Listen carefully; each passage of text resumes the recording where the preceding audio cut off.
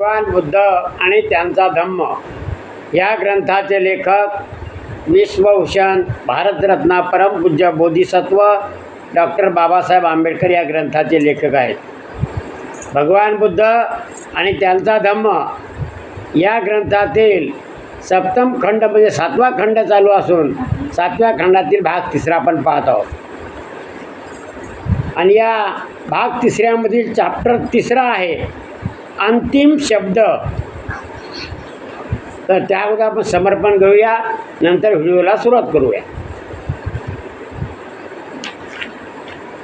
सुखो बुद्धानुमुपादो सुखा सदाम देसना सुखा संघर्ष सामगी समागान तपो सुखो.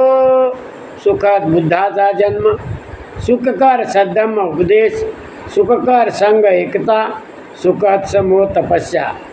धम्मपद बुद्ध वगो 1494. समर्पण संपलेलं आहे. आजच्या व्हिडिओला आपण सुरुवात करतो. अंतिम शब्द चॅप्टर 3. भगवान बुद्ध आनंदाला नंतर म्हणाले, आनंदा, कदाचित तू असे म्हणशील गुरुची वाणी आता लोपली, आता आम्हास कोणी गुरु उरला नाही. पण आनंदा, तुला असे वाटता कामा नये. जो धम्म आणि विनय मी शिकविला सांगितला आहे तोच माझ्या पश्चात तुमचा गुरु असणार आहे. आणि आनंद, भिक्खू परस्पराशी बोलताना मित्रभावाने एकमेकांना हल्ली संबोधतात, पण माझ्या पश्चात ही प्रथा बंद झाली पाहिजे.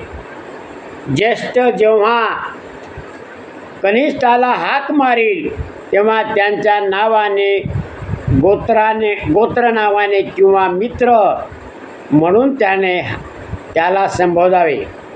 कनिष्ठ जेव्हा ज्येष्ठाला म्हणजे लहान मनुष्य जेव्हा मोठ्याला हाक मारतो, आवाज देतो, मारील तेव्हा त्याला भगवान किंवा भंते असे संबोधावे. आणि आनंद, माझ्या पश्चात जर संघाला आवश्यक वाटले तर किरकोळ अथवा गौण नियम त्याने रद्द करावे. आणि आनंद, तुला माहीतच आहे की भिक्खू छन्न कसा हट्टी, विकृत आणि बेशिस्त आहे. आनंद, माझ्या पश्चात छन्नाला सर्वोच्च शिक्षा दिली जावी. भगवान, सर्वोच्च शिक्षा म्हणजे काय? छन्न काय वाटेल ते बोलो, कोणी त्याच्याशी बोलू नये, त्याची कान उघडणे करू नये, त्याला शिकवू नये, त्याला एकटे सोडून द्यावे. कदाचित ह्यामुळे तो सुधारेल. नंतर भगवान बुद्ध भिक्खूंना उद्देशून बोलले, जर कोणी भिक्खूंच्या मनात कदाचित बुद्धाबाबत, धम्माबाबत, संघाबाबत, मार्गाबाबत किंवा मार्गाच्या वाटेबाबत शंका किंवा संदेह निर्माण गोंधळ असेल तर भिक्खू वर्ग हो, आताच तो त्याने विचारावा. मागावून म्हणजे माझ्यानंतर माझ्या पश्चाताप करू नये की आमचे गुरु समोर असताना त्यांना प्रत्यक्ष शंका सांगण्याची हिंमत झाली नाही. असे सांगितल्यावर भिक्खू गप्प राहिले. तेव्हा तथागतांनी दुसऱ्यांदा तिसऱ्यांदा तेच शब्द उच्चारले आणि तिसऱ्या वेळीही भिक्खूंनी मौन सोडले नाही. तेव्हा तथागत म्हणाले, कदाचित गुरुचा मान राखावा म्हणून तुम्ही विचारत नसाल, पण भिक्खू हो, तुम्ही मला मित्रा समान मानून काय विचारायचे असेल ते विचारा. नंतर माझ्या पश्चात म्हणजे माझा मृत्यू झाल्यावर तुम्ही नंतर पश्चाताप करू नका. तरीही भिक्खू अबोलच राहिले. तेव्हा आनंद तथागतांना म्हणाला, आश्चर्य आहे, अद्भुत आहे. भगवान, ह्या माझ्या संघाने मला आज निश्चिंत केले. ह्या भिक्खूपैकी एकाच्याही मनात बुद्धाबाबत, धम्माबाबत, संघाबाबत, मार्गाबाबत किंवा मार्गाच्या वाटेबाबत किंचितही संदेह नाही म्हणजे शंका नाही. आनंद, तू हे विश्वासाने बोलतोस, पण तथागतांना ही जाणीव आहे की काही भिक्खूंच्या मनात कसलाही संदेह किंवा गोंधळ नाही. ह्या माझ्या 500 भिक्खूतला सर्वात मागासलेला निदान श्रोता संपन्न तरी खास असेलच. त्याला अधोगतीपासून सुटण्याची खात्री आहे. त्याला संबोधी प्राप्त करून घेण्याची खात्री आहे. तेव्हा तथागत भिक्खूंना उद्देशून बोलले, भिक्खू हो, मी तुम्हाला पुन्हा स्मरण देतो की सर्व संस्कार अनित्य आहे. म्हणजे या जगातली प्रत्येक वस्तू ही अनित्य आहे, ती बदलणारी आहे. झाड आहे, जमीन आहे, नदी आहे, नाला आहे, गोटे आहेत, माणूस आहे, पशु आहेत, पक्षी आहेत, हे प्रत्येक क्षणाला बदलत असतात. मनुष्य आहे, मनुष्याचं वय झाले की माणूस मरून जाते. झाडाचं फळ पिकलं की तुटून जाते. तशाच प्रकारचा हा निसर्गाचा नियम, हे चक्र सदोदी. म्हणून त्याला बुद्धानं म्हटलेलं आहे की हे सर्व संस्कार अनित्य आहेत, हे जग अनित्य आहे. आपला मार्ग अप्रमादपूर्वक आक्रमण करा. मग अप्रमादपूर्वक म्हणजे पाप आपल्या हातून, वाईट गोष्टी आपल्या हातून घडल्या नाही पाहिजेत, असं तुम्ही वर्तन करत राहा. आता शोकग्रस्त आनंद, तथागताचा अंतिम समय आलेला आहे आणि आनंद आता शोकग्रस्त कसा झालेला आहे बघूया. चॅप्टर 4, शोकग्रस्त आनंद. जसजसे वय होत चालले तसतशी भगवान बुद्धांना आपली काळजी घेण्यासाठी एखाद्या सेवकाची जरूर वाटू लागली. प्रथम त्यांनी आनंदाची निवड केली. यानंतर त्यांनी आनंदाची निवड केली. तथागताच्या अंतिम समयापर्यंत म्हणजे मरेपर्यंत व्यक्तिगत सेवक म्हणून त्याने त्यांची सेवा केली.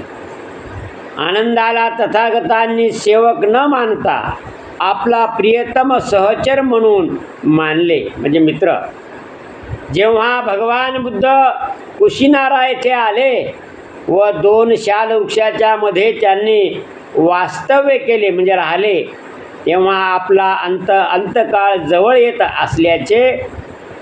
असल्याचे पाहून आता आनंदाला विश्वासात घ्यावे असे त्यांनी योजले भगवान बुद्धांनी.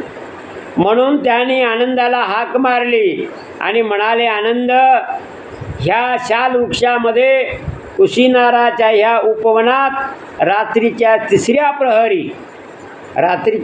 प्रहरी म्हणजे 3 वाजताच्या पुढे, तिसऱ्या प्रहरी तथागताचे परिनिर्वाण होईल. तथागतांनी असे सांगितल्यावर स्थविर आनंद म्हणाला, भगवान, आपण बहुजनाच्या हितासाठी, बहुजनाच्या सुखासाठी, जगाच्या अनुकंपेसाठी, तसेच देव आणि मानवाच्या कल्याणासाठी कल्पांतापर्यंत राहण्याची कृपा करा. आनंदाने त्रिवार अशी विनंती केली. बस आनंद, तथागताची अधिक विनवणी करू नकोस. अशी विनंती करण्यास समय निघून गेलेला आहे, म्हणजे माझा अंतिम समय जवळ आलेला आहे. आनंद, आता मी वृद्ध झालो आहे, म्हणजे म्हातारा झालेलो आहे, वयस्क झालो आहे. माझं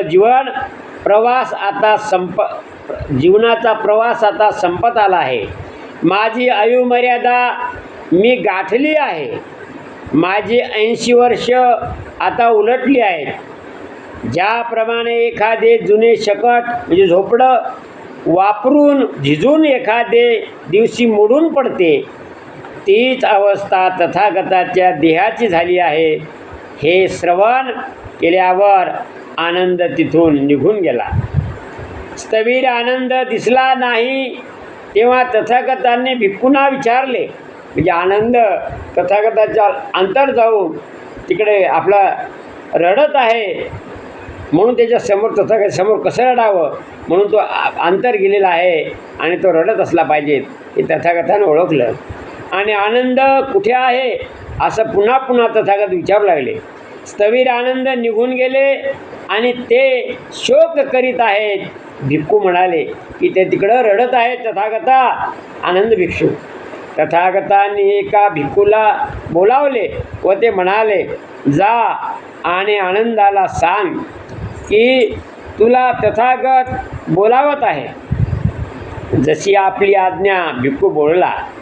आनंद आला आणि तथागताच्या समीप जाऊन बसला. आनंद, आता रडू नकोस. मी तुला मागेच सांगितले नाही का की आपल्या आवडत्या व निकट वस्तूपासून अलग व्हावे लागणे, त्याचा त्याग करणे, त्याचा संबंध तोडावा लागणे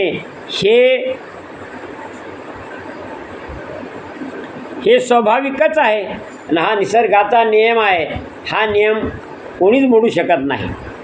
आनंद, तुझ्या अमाप प्रेमळ कार्यामुळे, दयाशील सुस्वभावामुळे तू दीर्घकाळपर्यंत माझा अगदी निकटवर्ती झाला आहेस. आनंद, तू हुशार आहेस. निष्ठेने प्रयत्न कर, म्हणजे तू सुद्धा विषयशक्ती, स्वार्थ, मोह, अज्ञान ह्यासारख्या दुर्गुणापासून मुक्त होशील. नंतर आनंदाबद्दल भिक्खूंना उद्देशून ते बोलले. आनंद बुद्धिमान आहे. भिक्खू हो, आनंद बुद्धिमान आहे. तथागताची आपण केव्हा भेट घ्यावी हे तो जाणतो. भिक्खुनींनी कोणत्या समयी भेट घ्यावी हे तो जाणतो. उपासक उपासिकांची भेटण्याची योग्य वेळ कोणती, राजा किंवा राजमंत्र्याची वेळ कोणती, तसेच दुसऱ्या आचार्यांची व शिष्यांची वेळ कोणती हे त्याला ठाऊक आहे. म्हणजे कोणती गोष्ट त्याला सांगायचं काम पडत नसे.